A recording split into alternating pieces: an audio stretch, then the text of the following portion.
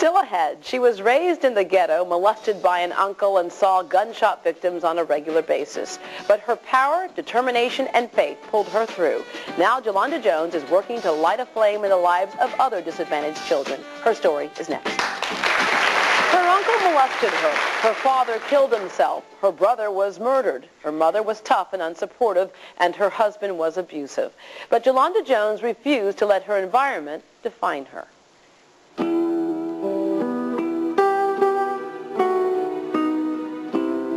My parents were young when they had me. We grew up in a rent house right here in 3rd Ward. We lived behind my grandmother Deer's house. I had an aunt who was a prostitute and uncles in prison. There used to be a building here, and this is where my father killed himself. And I was in the room when he did it. I heard gunfire and saw gunshot victims where we lived. Many times we had to go down the street to get water from the gas station, and oftentimes my mother had to borrow money just to buy food.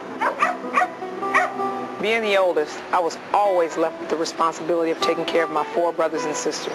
Everyone around us was poor. It wasn't until we moved to A-Leaf when I was in the 8th grade that I realized we were among the have-nots. Jolanda is with me this morning, and society oftentimes writes off a child who's gone through what you've gone through. But you rose above it all. How? Faith. Talking a lot to my grandmother. That's about it. Just always sort of believing in myself, and if I didn't, then understanding that she believed in me. Yeah. So just sort of getting through stuff. You also defy the thought that if you come from a poor neighborhood, you can't accomplish great things. From that neighborhood, you grew up to be and to do.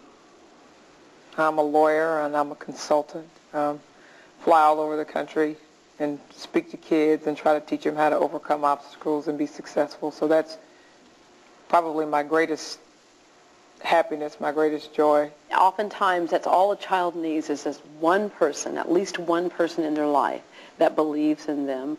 And you say a lot of that came from your grandmother, who was with us this morning. Good morning, Grandmother dear. Good morning. As she is referred to.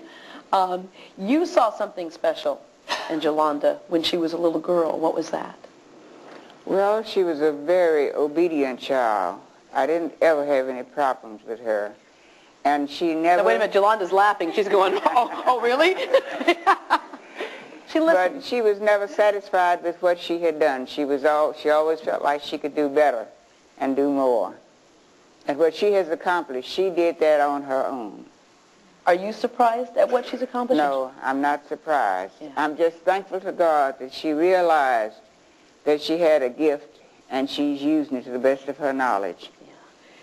Gwendolyn is your mom, and you are here this morning, and I want to say thank you. It takes a lot of guts for a parent to come on a live TV show and say, you know what, I did mess up when raising my child. I did make a few mistakes. But you say that's because you didn't know any better. True.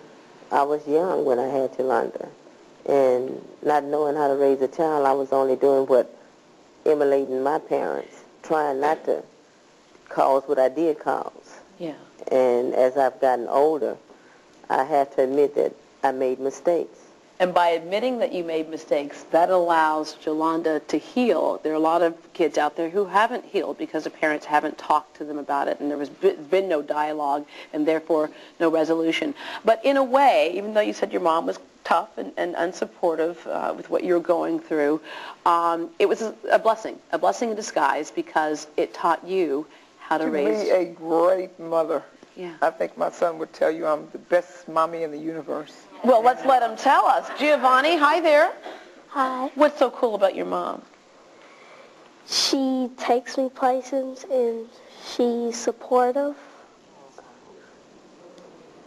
And she taught me a lot of stuff. Yeah. And you said the reason why you were able to do that because you knew to not do what your mom did. You kind of did the opposite. Right.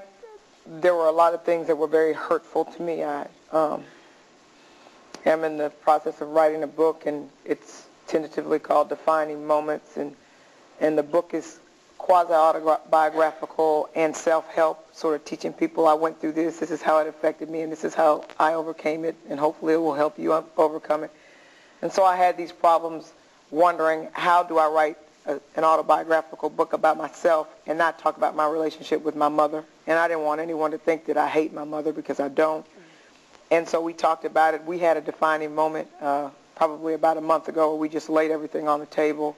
And I was really happy after that, because before that I don't think that I'm not going to say I was stagnant, but it certainly affected me that my mother and I mean, that she wouldn't acknowledge that she did some things that she probably shouldn't have done. But again, on the reverse of that, I think that you can learn positive things from negative situations. And I believe having my mother has made me a great mother. As my son said, I'm super supportive of him. I tell him I love him 10 or 15 times a day. I tell him I'm so thankful God gave you to me. So, and I coach him. Yeah. I show up at his school. I help him with his homework. And so I do all the things that I wanted for me. What you're saying is that you didn't just have a child, you're a parent. Exactly. Okay. But Jolanda, going back, you said faith is what got you through, and everyone's faith is shaken at some point in time, and you didn't go through just a few things. You went through a lot of stuff. Was there ever a time when you thought that you might not make it, you might not be able to rise to the occasion that you wanted to rise to? As a child, certainly, because my father killed himself, and I was with him when he did it. That sort of profoundly affects you. That's really an understatement. But and so certainly suicide was thought about a lot by me. And when I was pregnant with my son, because of some of the things that I was going through, I thought about it. And then I said I would never do to my son what my father did to me. So, but again, at some point, I really got stronger in God, or as strong as I've been, and just sort of said, you know, he's not going to give me more than I can handle. You mentioned your father, how that was a profound experience in your life. You have something here that is kind of a reminder. But my grandmother saved this for me. She gave it to me probably about 6 months ago. It's the shirt she had on the night my father killed himself. She was wearing, of course, she washed the blood out. And so this is my first official family heirloom. So it's But always a reminder that as long as you're alive, you can change your circumstances. Certainly. All right. Certainly. And I would like to just recognize Fleming Middle School. They're here. I consult with them, and they were nice enough to come. And